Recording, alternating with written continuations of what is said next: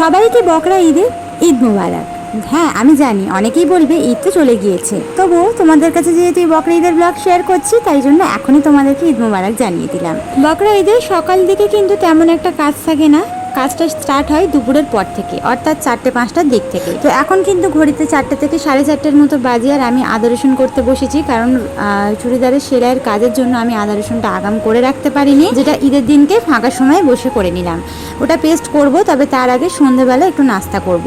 এখন যেহেতু ঈদ চলছে, তো ঈদেতে কিন্তু সেমাই পরোটা এটাই কিন্তু খাওয়া দাওয়া হবে। তো সন্ধ্যেবেলা আমি একটু গরম গরম পরোটা ভেজে নিলাম। আমি কিন্তু ভেজে রাখি না, আমি ময়দা মেখে রেখে দিই, যখন ভাজার হয় তখন কিন্তু আমি ভেজে নিই গরম গরম, তাহলে খেতে অনেক বেশি মজা লাগে। তো সন্ধ্যাবেলায় সেটাই করলাম, গরম গরম আমি ভেজে নিলাম। আর যেটুকু সেমাই ছিল আমি কন্টেনারে করে ফ্রিজে রেখে দিলাম, আর হাঁড়িটা আমার মেয়ে বসে বসে খাচ্ছে, মানে হাঁড়ি ফিনিশ হয়ে গেছে। তো এখানে সন্ধ্যাবেলা খাওয়া দাওয়া শেষ করে তারপরে কিন্তু আদা রসুনটা সব থেকে প্রথমে পেস্ট করে নিলাম।